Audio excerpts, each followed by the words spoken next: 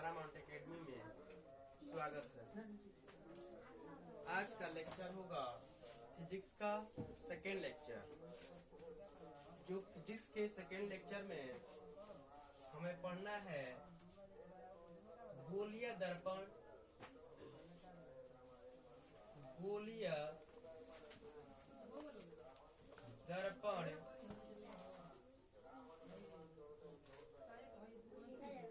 संबंधित कुछ नियम।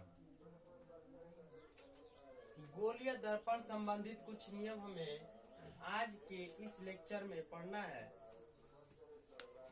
तो गोलीय संबंधित कुछ नियम होते हैं जिस नियम के सहायता से हम अवतल दर्पण या उत्तल दर्पण के द्वारा प्रतिबिंब का बनना सीखेंगे कि अवतल दर्पण तथा उत्तल दर्पण के द्वारा प्रतिबिंब किस प्रकार बनता है। तो पहले इस नियम को जानेंगे। इसके 3 नियम होंगे। अवतल दर्पण हो तब या उत्तल दर्पण हो तब। पहले जान लेते हैं कि दर्पण जो मुख्य रूप से हम पढ़ेंगे वो मुख्य रूप से 2 पढ़ेंगे। एक पढ़ेंगे अवतल दर्पण और दूसरा पढ़ेंगे उत्तल दर्पण। पहला दर्पण पढ़ेंगे अवतल दर्पण और दूसरा पढ़ेंगे उत्तल दर्पण। इसका हमें परिभाषा नहीं पढ़ना है, हमें पढ़ना है जो पेपर में आएगा उसको। तो पेपर में आएगा कि इसके द्वारा प्रतिबिंब कैसे बनता है, इसकी प्रतिबिंब की प्रकृति क्या होती है, प्रतिबिंब की प्रकृति क्या होती है, प्रतिबिंब की स्थिति कहाँ होती है, ये सब पढ़ना है हमको। तो इसके द्वारा पहले नियम पढ़ेंगे कि इसकी नियम क्या है, शर्तें क्या है। तो नियम या शर्त को पहले हम क्या करेंगे, पूरा करेंगे। तो पहला अवतल दर्पण के द्वारा ले लिया जा रहा है। अवतल दर्पण या उत्तल दर्पण दोनों के सेम कंडीशन होंगे, दोनों के ही सेम कंडीशन होंगे।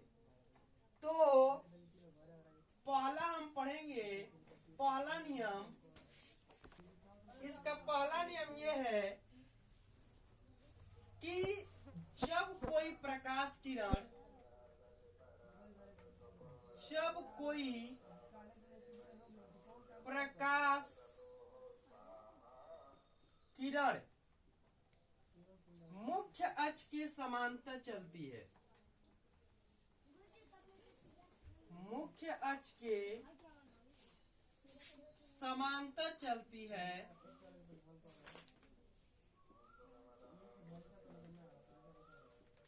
समांतर चलती है, तो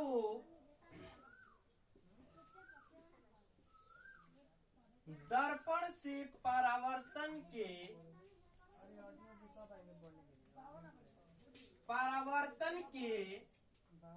पश्चात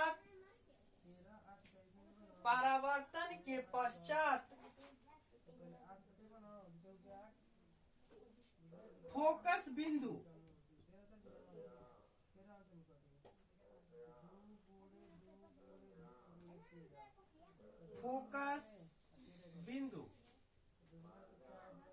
F से गुजर जाती है। जब कोई प्रकाश किरण, ये अवतल दर्पण रहा आपका, ये अवतल दर्पण पर पेंट किया गया है, कलई किया गया है। और इस अवतल दर्पण का यह जो है मुख्य अक्ष है। मुख्य अक्ष नाम क्यों दिया गया, इसको पहले हम जानेंगे कि मुख्य अक्ष नाम क्यों दिया गया।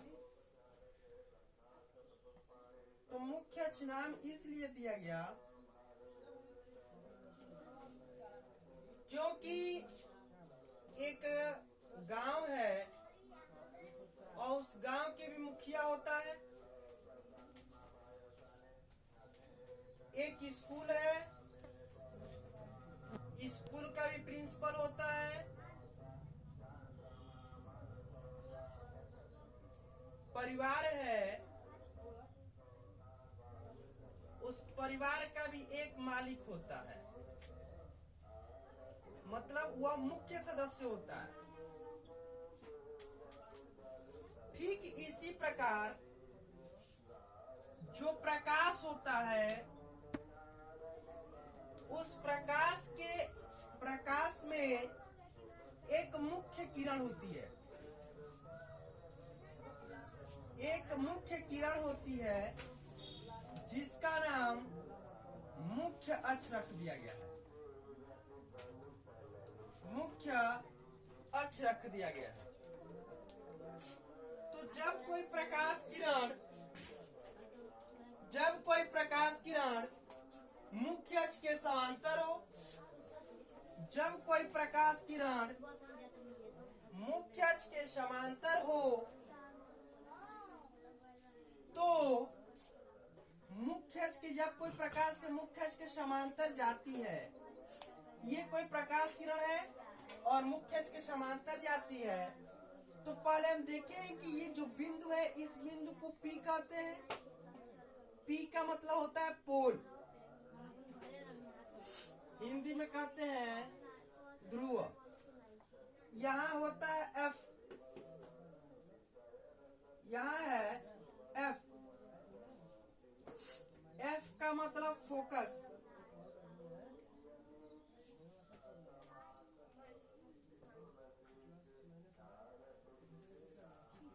और यहाँ होता है C, इसको हम कहते हैं वक्रता केंद्र, कर्वेचर। आगे देखिए सेंटर, C का मतलब सेंटर है, C का मतलब सेंटर हुआ। अब इसी में एक बार देख लेते हैं हम लोग, अवतल दर्पण का ये पोल हो गया, ये फोकस हो गया, ये सेंटर हो गया।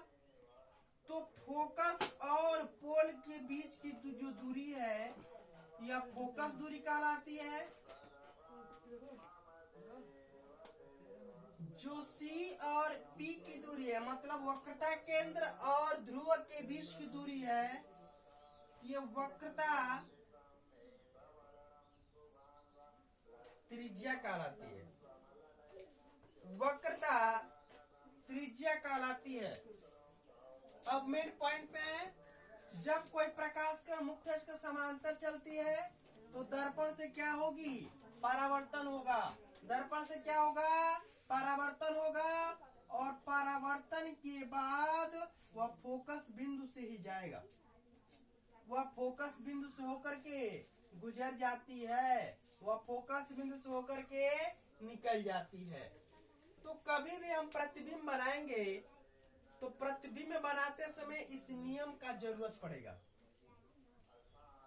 जरूरत ये पड़ेगा कि पहला तो ये पूछेगा, ये बनाएंगे तो हमको पता होना चाहिए कि जब कोई प्रकाश के मुख्य अक्ष के समांतर चलती है, तो दर्पण से परावर्तन के बाद, दर्पण से परावर्तन के बाद फोकस बिंदु से होकर के गुजर जाती है। अब इसी का सेकेंड नियम, दूसरा ये नियम क्या कहता है?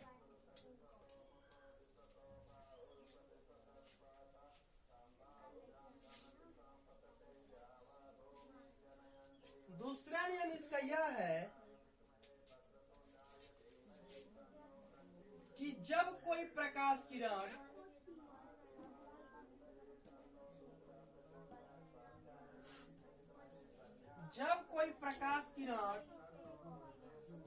वक्रता केंद्र C से होकर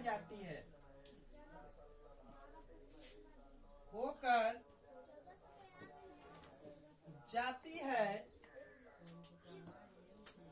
तो परावर्तन के बाद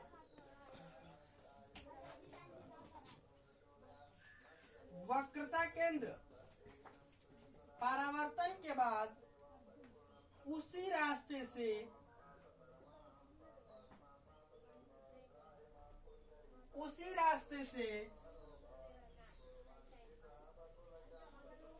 रास्ते से वापस लौट जाती है, उसी रास्ते से वापस लौट जाती है। तो ये अवतल दर्पण के देख रहे हैं। अवतल दर्पण में पहले अवतल दर्पण बना लेंगे सिंपल। ये अवतल दर्पण का मुख्य अक्ष हुआ, मुख्य अक्ष का बिंदु P हुआ, F हुआ, C हुआ। अब जब कोई प्रकाश किरण वक्रता केंद्र अर्थात C से होकर जाती है, तो C से कोई प्रकाश किरण होकर जाएगी, उसी रास्ते से क्या करेगी, वापस लौट जाएगी। तो यह उसी जिस रास्ते से जा रही है, यह परावर्तन टकराएगी और टकरा करके अपने माध्यम में वापस लौट जाएगी, या उसी रास्ते से वापस लौट जाएगी। ठीक इसी प्रकार इधर से कर लेंगे हम। C से होकर जा रहा है, ऐसे जा रहा है, टकराएगा, फिर परावर्तन होगा, परावर्तन के बाद अपने माध्यम में वापस या अपने रास्ते से वापस लौट जाएगा। यानी कि C से होकर जाएगा तो C से ही होकर वापस चला आएगा। इसका तीसरा नियम कहता है कि जब कोई प्रकाश किरण C से होकर जाती है, ये दोनों प्रकाश किरण है, यह भी प्रकाश किरण है, लेकिन ये दोनों प्रकाश किरण से हमको लेन देन है क्योंकि ये तो मुख्य अक्ष है।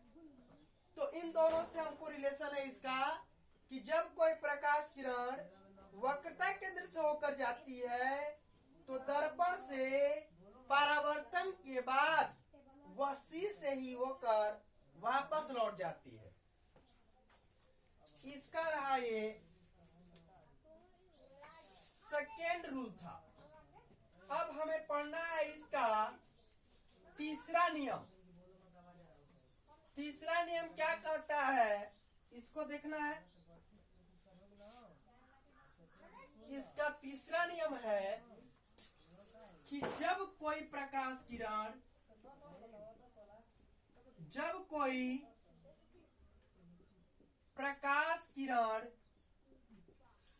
फोकस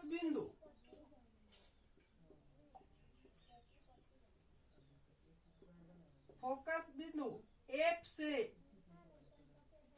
होकर जाती है,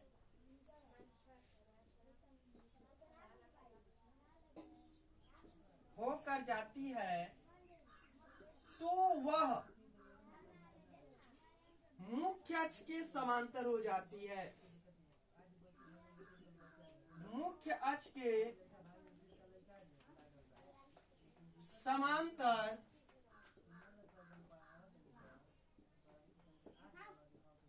हो जाती है। अवतल दर्पण हुआ, और ये अवतल दर्पण का मुख्य अक्ष हुआ, मुख्य अक्ष का P हुआ, F हुआ, C हुआ, और यह कह रहा प्रकाश किरण कहां से होकर जाए, F से। कोई प्रकाश किरण F से होकर जा रहा है, जाने के बाद यह सीधा मुख्य अक्ष के क्या हो जाएगा, समांतर हो जाएगा, मतलब इसके बराबर हो जाएगा, सीधा एकदम हो जाएगा। समांतर मतलब ये समांतर है, अर्थात कि सब के सब क्या है, यह समांतर प्रकाश किरण है। कैसा प्रकाश किरण है, समांतर प्रकाश किरण है। अगर कोई प्रकाश किरण ऐसे जा रही है तो यह परावर्तन टकराने के बाद ऐसे हो जाएगी, मतलब इसकी क्या होगी, ये मुख्य अक्ष है तो मुख्य अक्ष की ये क्या हो जाएगी, समांतर हो जाएगी, मतलब कि सभी के सभी प्रकाश किरण एक समान हो जाएंगे। तो गोलीय दर्पण संबंधित कुछ परिभाषाएं थी, और ये परिभाषा 3 तरीके थे, और तीनों से ही हमें प्रतिबिंब से रिलेशन है। अगर ये तीन नहीं रहेंगे तो हमारे प्रतिबिंब बनाने में असमर्थता का अनुभव या असमर्थ हो जाएंगे हम लोग।